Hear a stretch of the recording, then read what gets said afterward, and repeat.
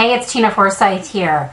One of the biggest challenges I know for a lot of us entrepreneurs is, what do I do with all these ideas? You know, I was talking to someone earlier today, and of course this is something I hear quite commonly from my clients, is I have so many ideas, I just don't know what to focus on, or I start on this and then this pops up and so on and so on.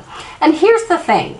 We will always have ideas. We live in a world where there is no shortage of ideas, and I actually think we place a higher currency on ideas than they're worth, if that makes sense. Meaning that, if anything, ideas actually become more of a burden, more of a stumbling block, more of a roadblock, quite honestly, then they become a good thing. You know, yet we think they're such a great thing. We kind of hold them close and dear, like I have a million ideas.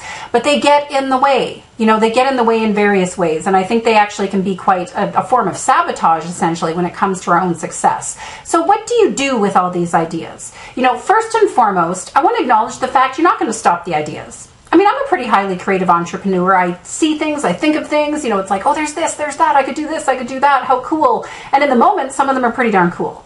Right? But first and foremost, what you want to be able to do is acknowledge, A, this is just an idea. Just because it popped up does not mean you have to do it. An idea is not a to-do list, right? An idea is not a to-do list. So if you have an idea, acknowledge, okay, this is an idea. Now, secondary alongside that, you want to get these ideas basically out of your head and into some form of like an idea list or an idea box. You know, people will talk about having an idea jar. You could literally physically have a little jar if you like to write things down on paper and pop it in there. I keep a kind of a running list on my computer of different ideas and thoughts as they pop up, because I think one of the things that can happen with ideas is if we don't get them out of our heads, they hang around and they swim around in our brains, and instead of being ideas, they become shoulds. They become things of like, I'm carrying all these things around and I'm not doing anything with this, so suddenly I'm feeling bad about it and beating myself up about it, right? It was just an idea, but yet we're sitting there beating ourselves over the head with it because we haven't done anything with it yet, but we don't want to let it go because we don't want to lose it. So just get it out of your brain, get it into a place where you can store it, and you can come back to it then if you need to. You can come back to it then if you need to. Now, you want to be especially aware if you're somebody who tends to have ideas pop up that throw you off track. So you were planning on doing X and you're working towards making X happen, and then suddenly this popped up. And you're like, oh my gosh, maybe I should be doing this instead, right? Before you make any decision on that, two things that are really clear. How is this going to get you closer to your goal than this would?